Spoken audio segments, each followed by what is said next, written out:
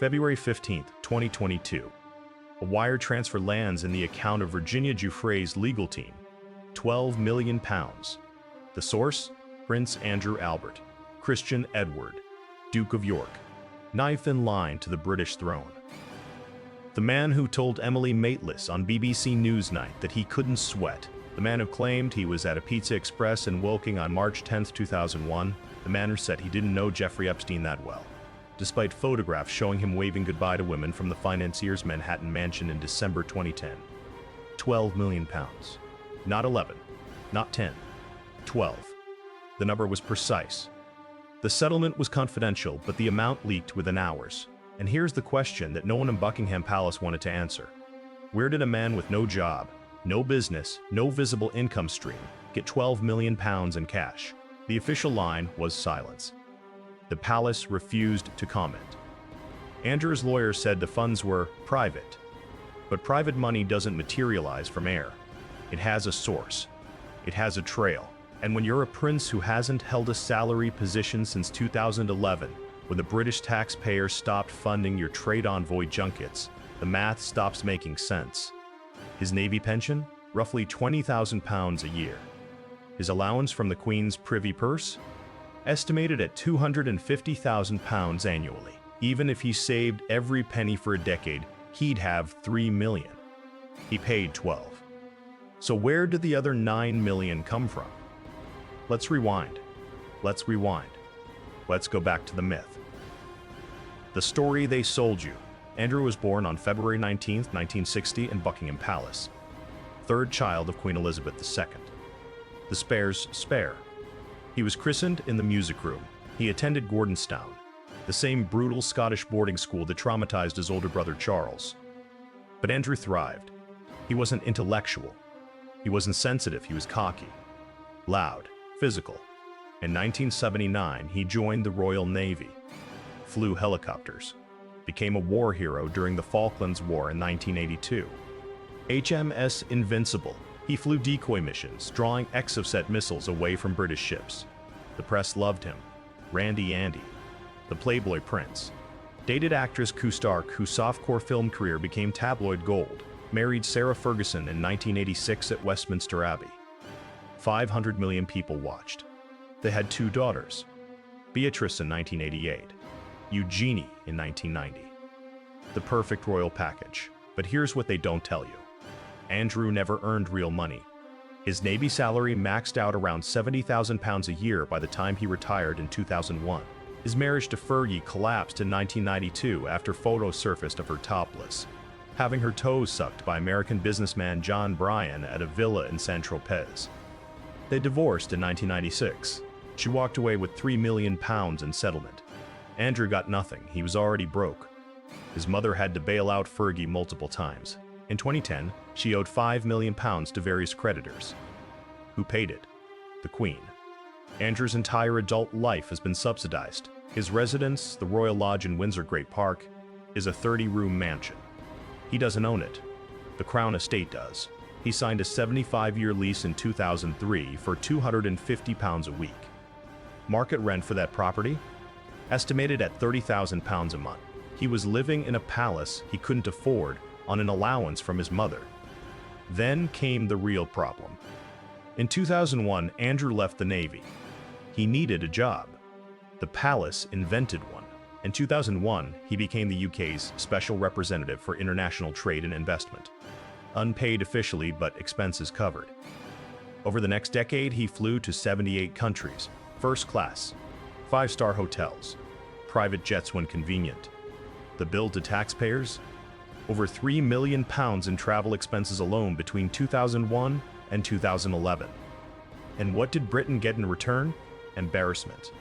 In September 2008, he visited Kazakhstan and met with President Nursultan Nazarbayev's son-in-law, Timur Kulibayev, a billionaire oligarch later accused of money laundering. In 2011, The Guardian reported Andrew had sold his marital home, Sunninghill Park, to Kulibayev for £15 million. $3 million over asking price. The house sat empty for years, rotting. Why did Kulibayev overpay? No one answered. But the real toxicity came from New York. In 1999, Andrew met Jeffrey Epstein through Ghislaine Maxwell, daughter of disgraced media tycoon Robert Maxwell, who drowned mysteriously off the Canary Islands in 1991 after looting his company's pension funds. Ghislaine and Andrew had known each other since the 1980s. She introduced him to Epstein, the financier, the billionaire, the man with the private island, Little St. James in the U.S. Virgin Islands. Epstein had money, lots of it, or so it seemed. His actual net worth was murky. He claimed to manage billions for ultra-high net worth clients, but no one could name them.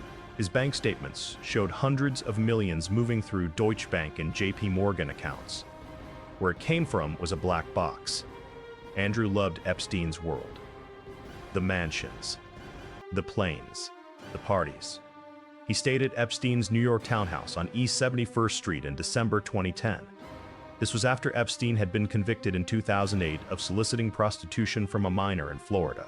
After the plea deal, after the 18 months in a county jail where he was allowed to leave 12 hours a day for work release, Andrew went anyway. He was photographed in Central Park with Epstein, waving from the doorway. The British press exploded, but Andrew didn't care. He told friends Epstein was useful. Useful how? Epstein paid for things. Flights, introductions. In 2000, Epstein donated £15,000 to help pay off Fergie's debts. Why? What did he want in return? Virginia Giuffre, born Virginia Roberts, was 17 in 2001. She worked as a spa attendant at Donald Trump's Mar-a-Lago club in Palm Beach. Ghislaine Maxwell recruited her. That's the claim. That's the testimony. In March 2001, Giuffre says she was flown to London, stayed at Maxwell's Belgravia townhouse. That's where she met Andrew. She says they went to Tramp nightclub on Jermyn Street. She says Andrew danced with her, bought her drinks. She says they returned to Maxwell's house. She says they had sex. She was 17. The age of consent in the UK is 16, but under US law, she was a trafficking victim. Andrew denies it all. Says he was at Pizza Express in Woking with his daughter Beatrice. Doesn't remember. Can't sweat because of a medical condition from the Falklands. The interview was a massacre. But the money question remained. By 2019, Epstein was arrested again, July 6th at Teterboro Airport in New Jersey, charged with federal sex trafficking. He died in his cell at the Metropolitan Correctional Center on August 10, 2019. Suicide officially. The cameras malfunctioned. The guards fell asleep. Convenient. Giuffre's lawsuit against Andrew was filed in August 2021 in the Southern District of New York. She wanted damages. She wanted accountability. Andrew's lawyers tried to dismiss it. Veiled. In January 2022, a judge ruled the case could proceed to trial. Andrew's options narrowed. Fight in court, under oath with depositions and discovery, or settle. He settled. £12 million. February 2022. No admission of liability, a donation to Giuffre's charity supporting trafficking victims. But again, where did the money come from? The Queen was dying. Not officially, not publicly, but by early 2022, she was 95 years old and fading. She knew it. Charles knew it. And Andrew knew he had one last chance to extract what he needed before the gravy train derailed permanently. Because once Elizabeth died, Charles would be king. And Charles had made it clear Andrew was out. No more allowances, no more protection. The slimmed-down monarchy didn't include disgraced princes with Epstein problems. So Andrew went to his mother, and his mother opened the vault. The Duchy of Lancaster, that's where the first chunk came from. The Duchy is the Queen's private estate, a portfolio of land, property, and investments worth over £700 million. It generates around £25 million in annual income, tax-free, directly to the reigning monarch. It's not taxpayer money. It's not Crown estate money. It's hers, and she could spend it however she wanted. In February 2022, palace insiders told the Sunday Times that the Queen had agreed to help fund Andrew's settlement. How much? They wouldn't say. But £2 million was the whispered number. Pocket change from the Duchy reserves. A mother protecting her favorite son. Because Andrew was the favorite. Always had been. Elizabeth and Philip's first child born after she became queen. The one who made her laugh. the one who reminded her of Philip's arrogance and charm before age and protocol beat it out of him. But 2 million wasn't enough. Andrew needed 10 million more. Enter the offshore accounts. In 2021, the Pandora Papers leaked 11.9 million documents from 14 financial service companies, the biggest data leak in history, and buried in the files were references to shell companies connected to members of the royal family's orbit. Andrew's name didn't appear directly. Too careful. But associates did. In the 1990s and 2000s, Andrew had cultivated relationships with wealthy businessmen from the former Soviet republics, Kazakhstan, Azerbaijan, Libya, men with oil money, men who wanted British respectability. A photo with a prince, a dinner at Windsor. Andrew provided access. They provided gifts. Timur Kulibayev was one, the son-in-law of Kazakhstan's dictator, worth billions. In 2007, Andrew sold Sunninghill Park, his former marital home, to a company linked to Kulibayev for £15 million. The asking price had been £12 million. Kulibayev paid £3 million over. The house was demolished years later, never lived in. Why overpay? Because it wasn't about the house. It was about the relationship. Kulibayev got access to British business networks. Andrew got cash. $3 million in 2007. Enough to pay off some debts, fund his lifestyle. But by 2022, that money was long gone. Did he go back to Kulibayev? Unconfirmed. But in March 2022, just weeks after the settlement, reports emerged that Andrew had received loans from wealthy foreign nationals, loans that were never expected to be repaid, gifts disguised as loans to avoid gift tax. Then there was David Rowland, a British financier worth over £1.5 billion. Rowland made his fortune in tax havens, Luxembourg, Gibraltar, the Bahamas. In 2010, he was appointed co-treasurer of the Conservative Party. He resigned after 4 days when his tax arrangements became a scandal. But Rowland stayed connected.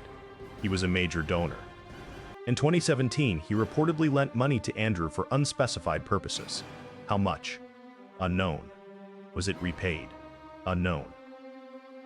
But Rowland had the kind of money Andrew needed, and Rowland had reasons to cultivate royal connections.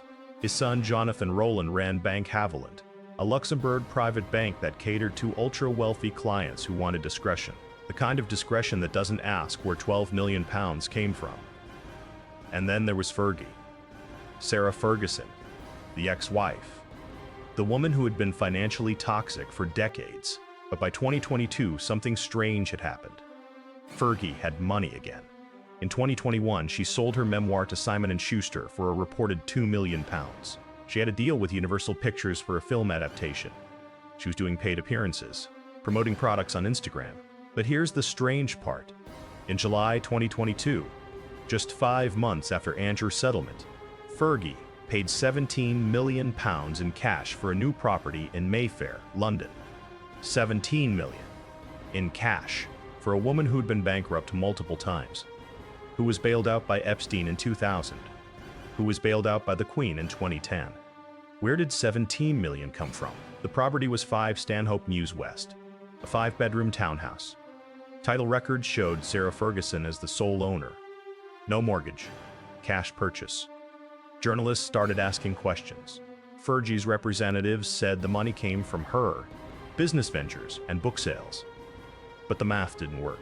Even with a £2 million advance and some speaking fees, you don't get to $17 million. Unless someone gave it to her. Unless the Queen had decided to preemptively settle Andrew's financial problems by routing money through his ex-wife. Because Fergie and Andrew still lived together. Not officially, but she stayed at Royal Lodge constantly. They were photographed together. They called themselves the happiest divorced couple in the world. If the Queen gave Fergie $17 million, she effectively gave it to Andrew. But the real darkness wasn't the money. It was what Andrew did to get it. Because between 2001 and 2011, when he was trade envoy, Andrew wasn't just flying around selling British exports. He was selling access to himself, to the royal family, to the Queen. In 2011, The Telegraph published allegations that Andrew had used his position to benefit Saka Walton, a Kazakh billionaire. Walton had paid Fergie's former assistant, Jani O'Sullivan, £400,000 to arrange a meeting with Andrew. O'Sullivan was arrested. Andrew denied knowing about the payment, but the pattern was clear. People paid for proximity to the prince. In Libya, Andrew met Saif al-Islam Gaddafi, son of dictator Muammar Gaddafi. In 2008, Saif was trying to rehabilitate Libya's image in the West. He was courting British universities, offering donations. The London School of Economics accepted £1.5 million from the Gaddafi Foundation. They later had to return it when the Libyan civil war exposed the regime's brutality, but Andrew had legitimized Saif, given him photo opportunities. And what did Andrew get? Invitations to Gaddafi's Tripoli compound, access to Libyan oil contracts for British firms, favors that could be monetized later. And then there was the Pitch at Palace, Andrew's signature initiative, launched in 2014, a business competition for entrepreneurs. Sounds noble, but look closer. The sponsors were banks, KPMG, Barclays, companies that paid hundreds of thousands of pounds to associate with the royal brand. Where did that money go? Some went to the winners, some went to operational costs. But Andrew controlled the foundation, and foundations are black boxes. In 2019, after the Epstein scandal exploded again, most sponsors pulled out. Barclays cut ties, KPMG withdrew. Standard Chartered ended its partnership. The initiative collapsed. But for 5 years, it had been a cash funnel. November 16, 2019. That was the turning point, the moment Andrew destroyed himself. The Newsnight interview with Emily Maitlis, recorded at Buckingham Palace. 49 minutes of unfiltered disaster. Andrew thought he could charm his way out. He thought his title would protect him. He was wrong. Maitlis asked about Epstein. Andrew said Epstein's home was a convenient place to stay. She asked about the allegations. Andrew said he had no recollection of meeting Virginia Giuffre. He offered the Pizza Express alibi. He claimed he couldn't sweat due to an overdose of adrenaline during the Falklands War. Medical experts immediately called it absurd. Adrenaline doesn't permanently disable sweat glands. But the worst moment was when Maitlis asked if he regretted his friendship with Epstein. Andrew said the relationship had some seriously beneficial outcomes in terms of business contacts.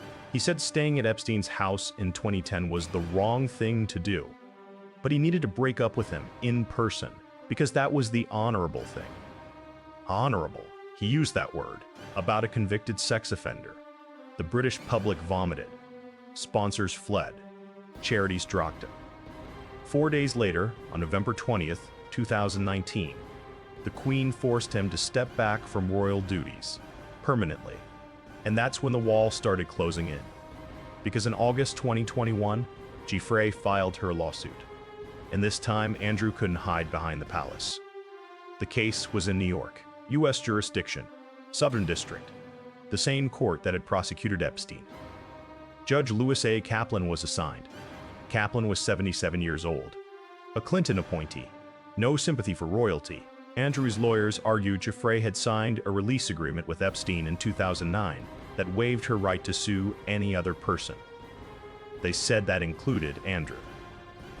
Kaplan didn't buy it. On January 12, 2022, he ruled the case would proceed. Trial was set for late 2022.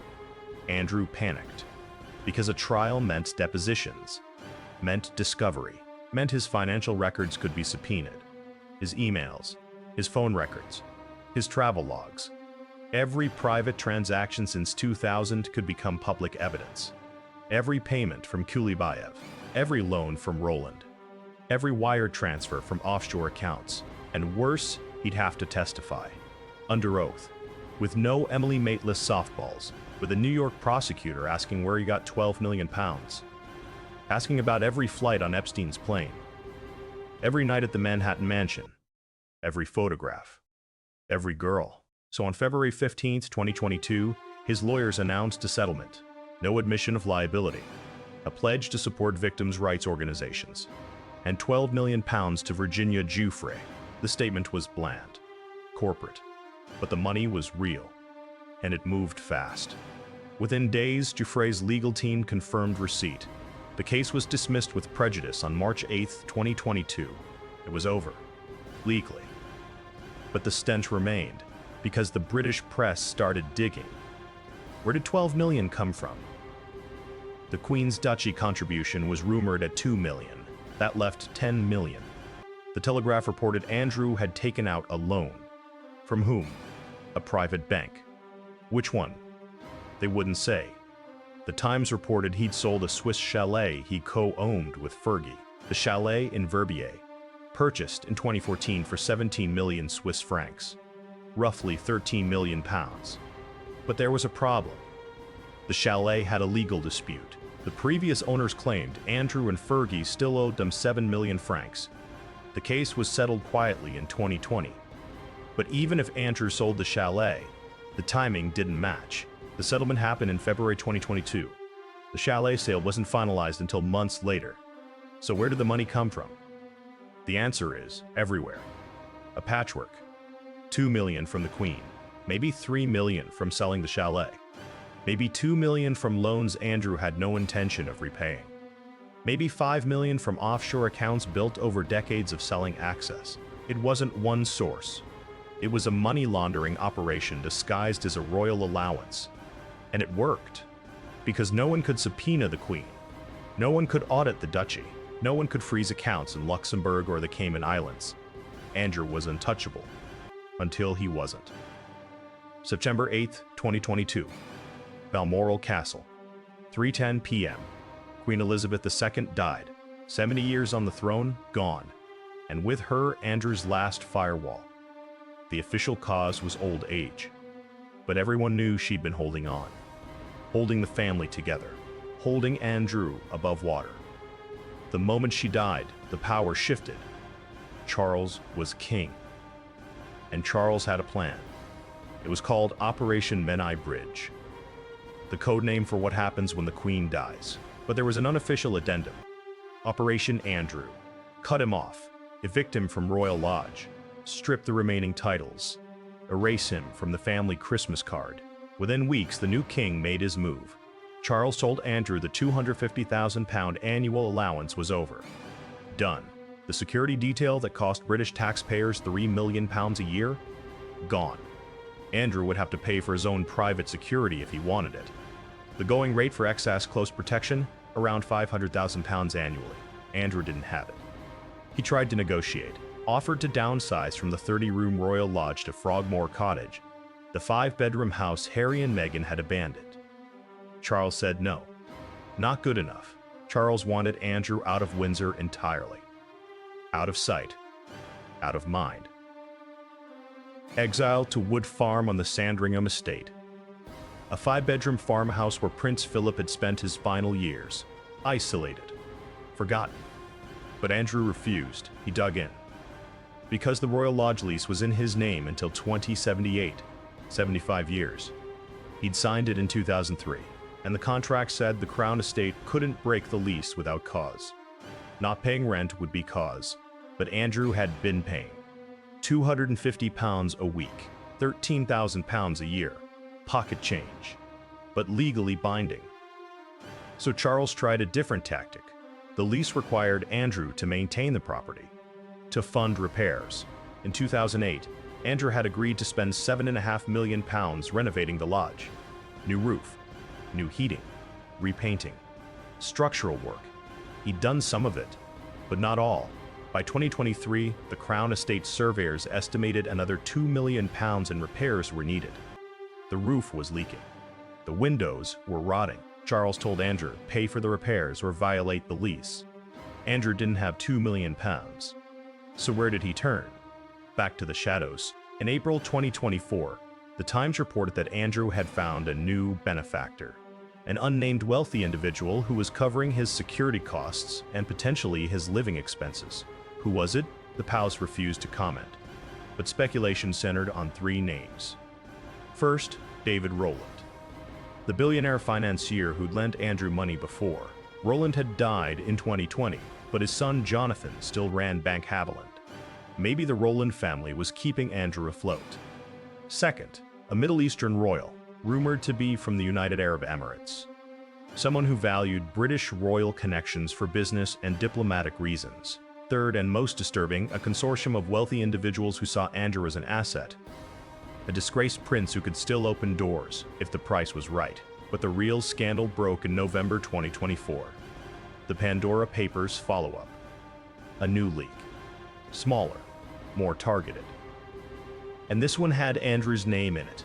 Documents showed that in 2015, a British Virgin Islands shell company called Windsors Limited had transferred $1.2 million to an account controlled by Andrew's private office. Windsors was owned by another shell company, which was owned by a trust in Liechtenstein. The ultimate beneficial owner? Unknown. But the timing was damning. 2015 was when Andrew was still trade envoy, still traveling, still selling access. The document suggested Windsors had made multiple payments between 2013 and 2017, total estimated at over $4 million, nearly £3 million. Who owned Windsors? Forensic accountants traced it to a network of companies linked to Central Asian energy interests, natural gas, oil, the kind of industries where oligarchs hide money and buy influence, the kind of industries Andrew had been courting during his trade envoy years. The UK's National Crime Agency was notified, but they declined to investigate. Insufficient evidence of criminal activity. Payments to a royal weren't illegal unless they were bribes, and proving bribery required evidence of a quid pro quo. Andrew meeting with businessmen wasn't proof. Even if money changed hands, even if those businessmen later won contracts, Fergie tried to defend him. In interviews, she called Andrew a kind man and a good father. She said the allegations were unfair and driven by jealousy. But Fergie's credibility was underwater. In December 2023, she'd been diagnosed with breast cancer, underwent a mastectomy. Then, in January 2024, skin cancer, malignant melanoma. She was 64 and falling apart, and the £17 million Mayfair house she'd bought in cash? She'd sold it in August 2023 for £19 million, $2 million profit in a year. To whom? A Luxembourg-based investment fund, another shell company, another layer of opacity. Where did the $19 million go? Nowhere public. Maybe back to Andrew, maybe into another offshore account, maybe to pay for the Royal Lodge repairs. No one knew. No one could prove anything. And that was the genius of it. Andrew had built a financial structure so convoluted, so layered with trusts and shell companies and friendly loans, that tracing the money was impossible without a full criminal investigation. And no one wanted to investigate. Not the UK authorities, because it would embarrass the royal family. Not the US, because Andrew was in Britain and beyond their jurisdiction. Not the press, because they'd been sued into silence by Andrew's lawyers over previous allegations.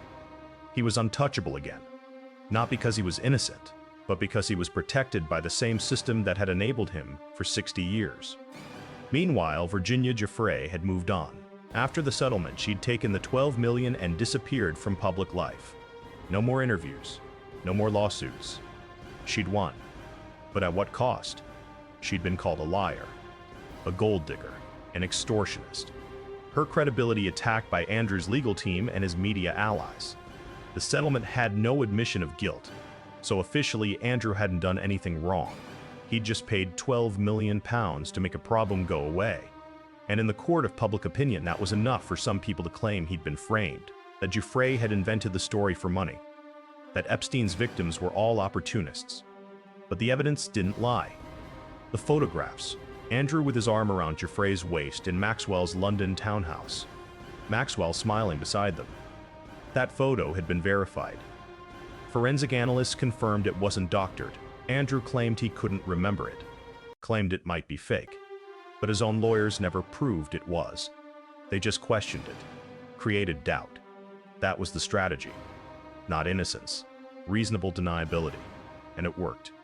By 2025, Andrew was still living at Royal Lodge, still walking the Windsor estate, still attending private family events. He wasn't at Trooping the Colour, wasn't on the Buckingham Palace balcony, but he was at Sunday lunches, at Christmas in Sandringham. Charles had cut his allowance, but he hadn't cut him out entirely. Because blood is blood, and the monarchy protects its own, even the rotten ones, especially the rotten ones.